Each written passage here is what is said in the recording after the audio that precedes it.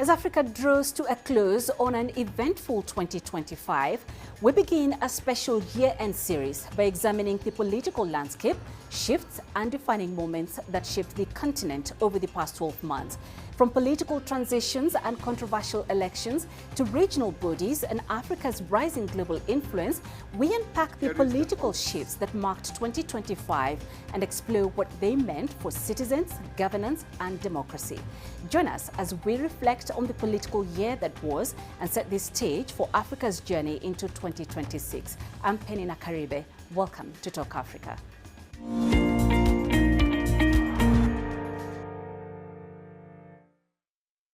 And joining me now to unpack Africa's politics in 2025 are from Addis Ababa, Moges Ali, Program Officer at the Intergovernmental Authority on Development, IGAD.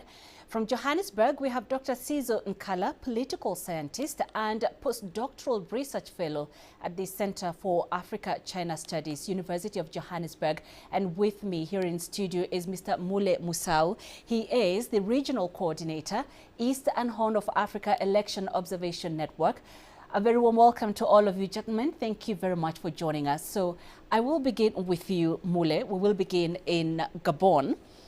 General Oligui Nguema promised a restoration of institutions that would lead to free elections. That was in April of this year. Now that the dust has settled, we had the polls in April. Did we witness a genuine transition to civilian rule? I think we have a problem in this continent. I'll start with saying we have a problem. Houston, we have a problem because we have leadership which transits. Elections, for instance, countries are democratic in this continent. They have adhered to democratic principles. The idea is that the people make their own choices. An election was conducted in 2023 that people were not very happy with in Gabon, and then the military took over, led by Nguema. 2 years down the line, they've held elections. Quite a number of things have happened in between in terms of constitutional changes, law changes, basically leading to a situation where the military leadership becomes civilians. They take off their uniforms, become civilians, and then they take over the rule. And with that, quite a number of other very interesting changes in the law, like ensuring that, for instance, there was a presidential cap, which excluded very many other prominent players in the game. Ensuring that magistrates and military officers could participate in electoral processes. So when you look at the background between when he took over after the Bongo dynasty era and these elections which were conducted in April this year and the promise that you're talking about, I do not see in any way that translating into a full transition into a democratic enterprise or dispensation. And there's a very good reason for saying that. If in Africa, we have seen quite a number of transitions where the military have taken over. They have promised that they're going to hand over. We have seen it in the Sudan, we have seen it in Nigeria, we have seen it now in the Sahel region, and everybody promises that they're going to hand over. Maybe we need to remind African leaders about what democracy means. It's a government of the people. What Nguema has done is what everybody else who has followed the same particular pathway to leadership has done on the continent, so nothing changes. Right, so then let's look at a different model of this, and we go to Malawi for that. We saw a bit of musical chairs, didn't we? And now we have former President Peter Mutharika back in power. Why did voters go for a former president? Well, the story from Malawi is both good from an institutional point of view, in terms that the people felt that they could be able to make choices. They had a leader they could have elected for a second term. They felt that that leader was not worth getting back into office. The former president was not barred in any way from participating in those elections, so he offered himself, and that became a choice for the Malawians. From where I sit as an elections observer, I would think from an institutional basis, remember Malawi is a country where we also had an election being nullified. Yes. And that's how the former president, the one who was just beaten, came into office, because an election was nullified because of illegalities which were cited by the elections court. So when you look at that, the fact that a former president could have offered themselves back into office, and there was an incumbent who could not win a second term. In fact, in some places in Africa, that would be celebrated because it's not very easy to be able to beat an incumbent. So in my view, there's a level of institutionalization. The only bad thing is in terms of the choices, that you've had this person before, and then the person offers themselves, and then you want to elect them back into office. What has changed between one tenure to the other? So maybe it's a question of choices in that regard, but in terms of institutions, I think that's a positive development in my view. Okay. So Morges, while Gabon went to the polls, Captain Ibrahim Traore in Burkina Faso has doubled down on the transition with no election in sight this year. With the Alliance of Sahel states now fully operational, what are the prospects of transition to civilian rule in Ouagadougou? Or are we just simply looking at a new model of reformist military leadership in the Sahel? As we know, in Burkina Faso and other in Sahel region, there is unconditional change of government, and as a result of that, the African Union suspended all the Burkina Faso and other countries, and the same true with the same reason, ECOWAS also suspended the Burkina Faso from its membership and so advised to change to political transition, and unfortunately, that did not happen. And for me, I don't think that the political transition in Burkina Faso is fully dead, and I hope that the political actors in Burkina Faso will get back to an inclusive political transition in which was in close consultation with the African Union and ECOWAS and other political actors in the region, and I hope that will not be happen. And the other issue is the situation in that area, in Sahel, and also particularly in Burkina Faso and others, will not going to bring about such a kind of situation in other parts of the country, because we cannot really generalize the situation. And yes, we can understand the situation in Sahel region currently, what's going on. We can see what happened in Burkina Faso and also in Mali and in Niger, and such a kind of scenarios will not going to be really a new, we cannot say this will going to be a new model for that because of so many factors, the ongoing engagement with the African Union and also ECOWAS and other multilateral and bilateral engagements of this situation. Thank you very much. Okay, so Dr. Cizo, let's pivot to Madagascar, where economic fragility triggered a very popular unrest that brought back the military in power just 2 years after an election. So my question is the biggest threat to African democracy in 2025 no longer the soldier, but the economy? I mean, when a democracy cannot feed its people, does it inevitably slide back towards the instability we see further north? I would say yes, because the legitimacy of the government and its ability to deliver meaningful socio-economic development go hand in hand. I think they are inextricably intertwined. Procedural and symbolic democracy of elections, I think, in my view, is no longer enough. People are clamoring for substantive democracy in which their basic needs are met. So the protests that led to the downfall of the government in Madagascar were triggered by the government's failure to deliver basic goods such as water and electricity. And then also, if you look at Malawi, the electoral defeat of the former president Lazarus Chakwera in September elections, it was as a result of his administration's failure to turn the economy around.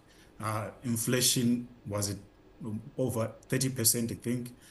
Fuel became scarce. There was a shortage of foreign exchange, and poverty became widespread. So I think, for me, economic failures will always contribute to a change of government, whether through protests, coups, or elections. However, I think what triggers instability the most is the non-responsiveness and the rampant corruption on the part of most African governments. Yes, Mule. Yeah, I just want to come in just to put a little context into what my colleague has just said. And I totally agree with him in terms of the issues about the economy. But put it in context, young people. This continent is producing more than 10 million young people who are looking for jobs every year, churning out over 10 million, depending on where you're getting the stats from. And only 3 million jobs are available. So we're talking about a deficit of 7 million plus young people who are not getting jobs. Every year. Every year. And it's, remember, it's a continent with the youngest, with a median age of 19. So basically we're talking about a majority of young people across the continent. So that's going to be a major issue. It's a major economic question that government must answer to. And therefore, what is happening with Malawi, what is happening across the continent when it comes to the question, even as we talk about the elections, and I am very sure you'll be talking about Tanzania at some point, it's that question that people are asking. How are you able to translate your leadership, your policies, into an economic fortune for the people who have elected you into office? When they don't have that, there's going to be trouble, one way or the other. Okay, so Moges, let's look at the continent broadly. Africa has grappled with the gritty reality of unresolved conflicts, famine, poverty, as Mula has mentioned, and so forth. Has the African Union managed to provide African solutions for African problems? The issue of the African solution for African problems, there is a lot of challenges in order to realize that. African Union, with the regional economic communities, has formulated a lot of policies, strategies, and also even the African Agenda 26, the broader agenda, which has different thematic areas. But unfortunately, the issue is not being realized. But we can say that the African Union, as a continental intergovernmental organization, its mandate is just for a kind of guidance and also make different policies and also guidelines. But the most important thing is member states, the changes in member states will bring about the realities for African solution for African problems. For example, in terms of election and conflict, the culture of democracy is very important. That is going to be done and that's going to be implemented in each member state.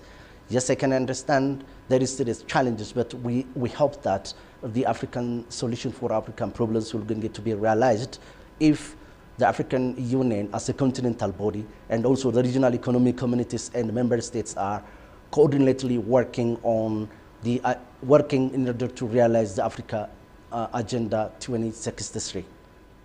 Okay, so Dr. Sizo, we talk about sovereignty and Pan-Africanism in every summit communique. Let's look back at the 2025 budget, for example. Nearly 60% of the AU's program costs were still paid for by the European Union, the US, and other external partners. And we know what they say, if he who pays the piper calls the tune, then can we honestly say the African Union is working for us, or is it simply a subcontractor for the very global powers we claim to be standing up to? I think it's a shame, really, and a source of embarrassment that the AU has to rely on contributions from external actors for the lion's share of its budget, as you correctly pointed out. Surely, 62 years since the establishment of the OAU, the continental body should and must be financially independent.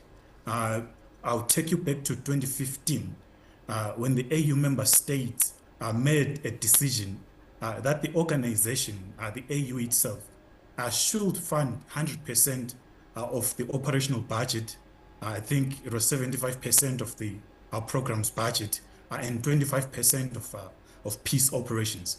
And then in the following year, in 2016, the Kigali decision was made, which stated that there was to be a 0.2% levy on all imports coming into Africa, which would be used to finance the African Union.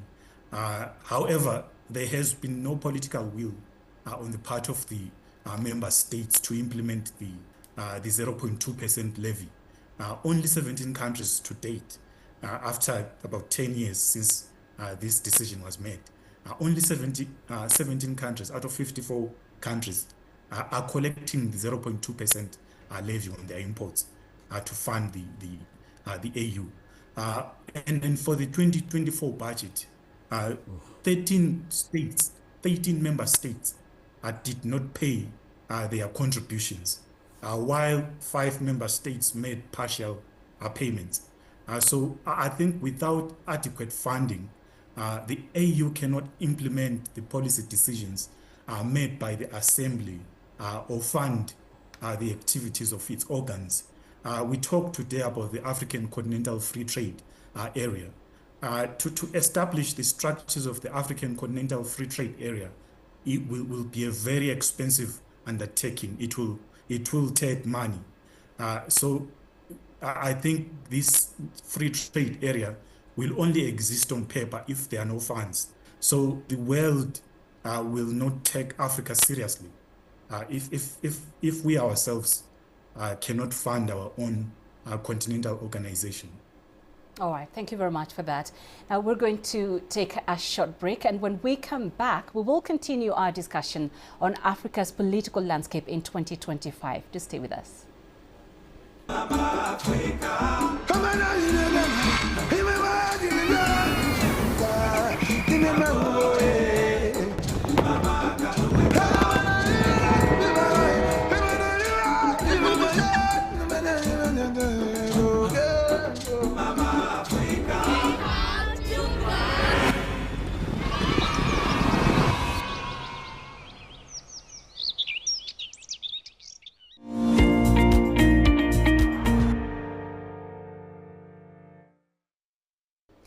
Welcome back to Talk Africa. Still with me are Moges Ali, Dr. Sizo Nkala and Mule Musau.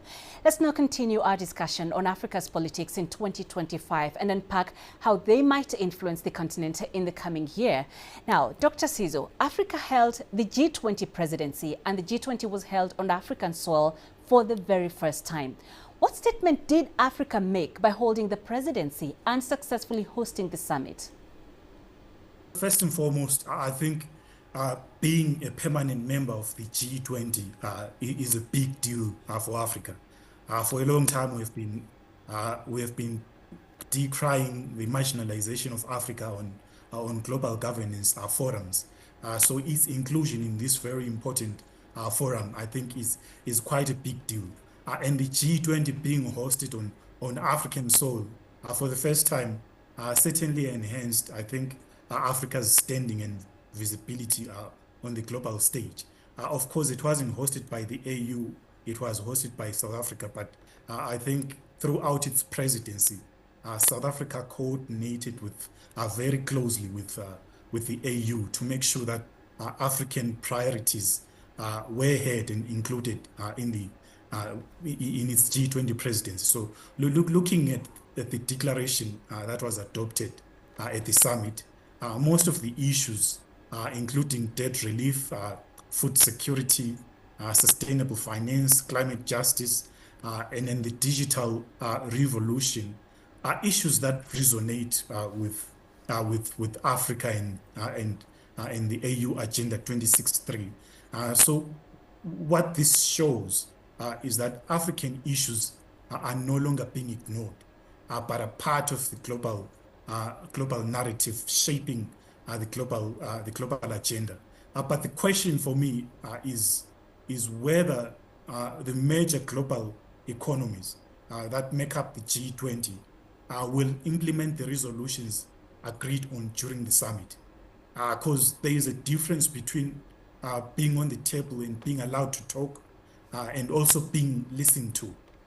Only time will tell whether the world is actually listening to Africa, or its message is simply falling on deaf ears. Okay, so I think another big issue, Mule, this year for Africa was the controversial third country deportation deals, where we saw non-African US migrants brought into African countries like Eswatini and Ghana for processing. So were individual African countries targeted in this geopolitical game, and what can the African Union do to stop this bullying and restore Africa's sovereignty? Part of the answer to this question is something that you alluded earlier. He who pays the piper calls the tune. Earlier, he talked about the issue of the 60% contribution by the EU to the African Union. If you run the economies of most countries in Africa, they run on deficits, where they are mostly net importers, not net exporters. So basically, they are running deficits in most of these countries. So if you look at that kind of arithmetic, the posture becomes very clear in terms of then who will bend towards who. And I think that is exactly what has gone on to happen, which is a very shameful thing in my view, that we have African countries processing illegal immigrants from the US. We don't know what else is going to be. Remember the story about dumping, which has been continued on the continent, unabated. It's an environmental issue. Is a climate issue that needs to be grappled with by African leaders, and that's therein lies the problem, that the leadership that we have on the continent is not really, in my view, not really up to the task to be able to deal with these modern challenges that we are facing. The posture from the north is always going to be one where they are much more aggressive. What does Africa do? And I think one of the solutions, even to an earlier question that you had asked, is a question of, even within the AU, why are they over budgeted? Why are we not living within our means? Because the minute you get out, if you unpack the budget of the AU, and you start asking yourself, where is the 60% going? You may find that some of them are very unnecessary programs that we don't need to have in Africa. We can be able to do what we can be able to do. Africa should do what it can be able to afford. I think that's part of the problem that we are not dealing with. Morges, let me come to you. 2025 again witnessed the growing push to have Africa join the Security Council as a permanent member. And while this possibility still looks remote, how would the UNSC membership enhance Africa's participation in global affairs? And is this something Africa and its partners should continue pursuing?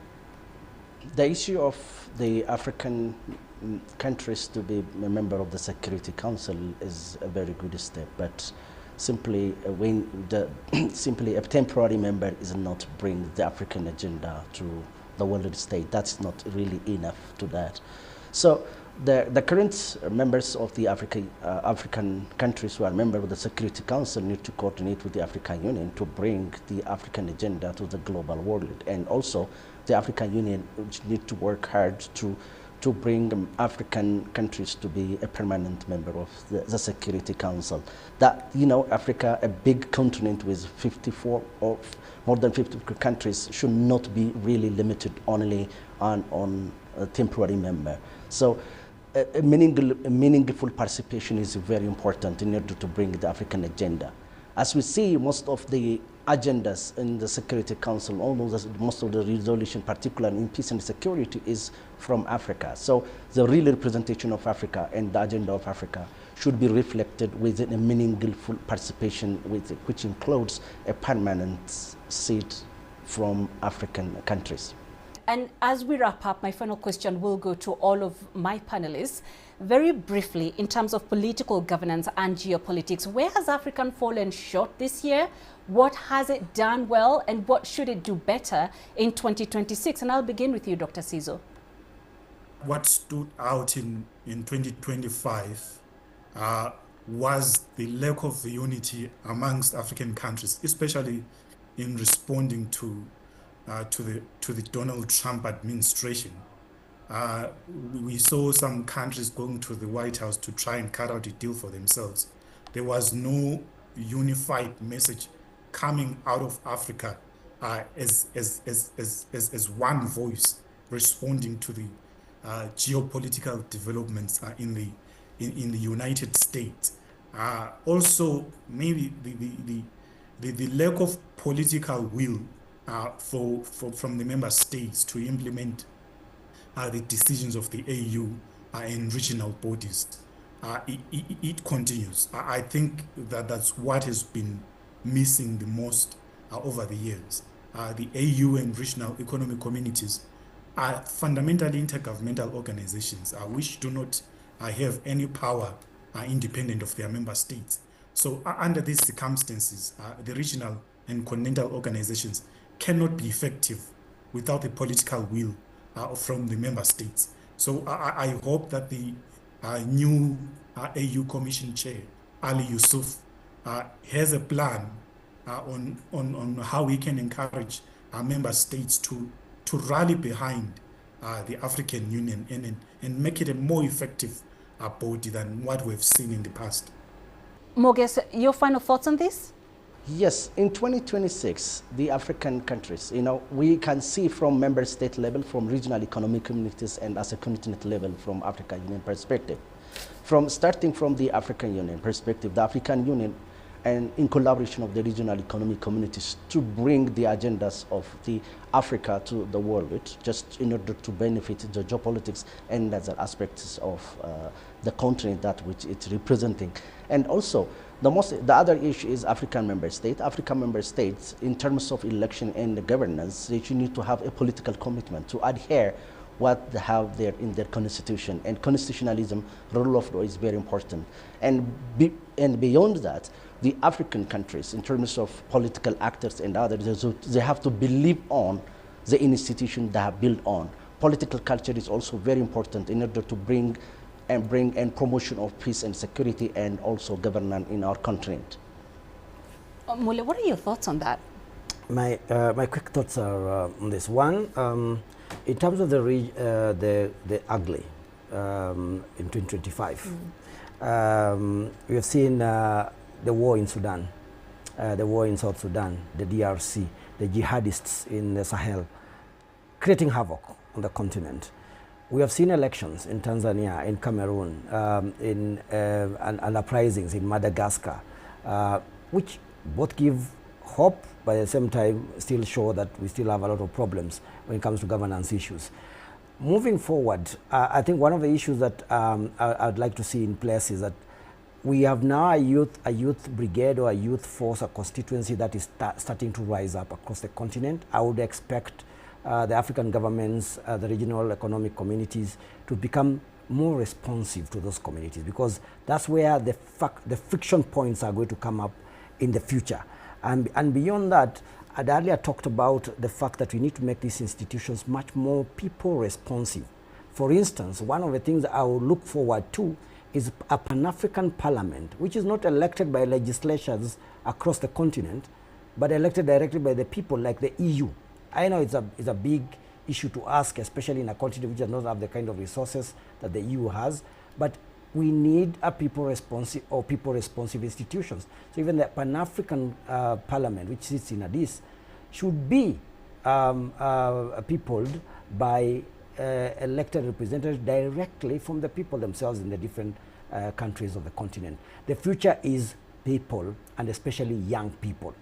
That is where Africa needs to create some kind of engagement moving forward. Well, thank you very much for that. And that's all for this edition of Talk Africa. A very big thank you to our guests, Moges Ali, Program Officer at the Intergovernmental Authority on Development, Dr. Season Kala, Political Scientist and Postdoctoral Research Fellow at the Center for Africa-China Studies, University of Johannesburg, and here in studio with me, Mule Musau, who is the Regional Coordinator, East and Horn of Africa Election Observation Network. Remember, you can be a part of this conversation online through our social media handles on Facebook and X. You can also catch the show on our YouTube playlist. Do keep the conversation going and join us again next week for more Talk Africa. From me, Penina Karibe, and the team here in Nairobi. Until next time, it's goodbye.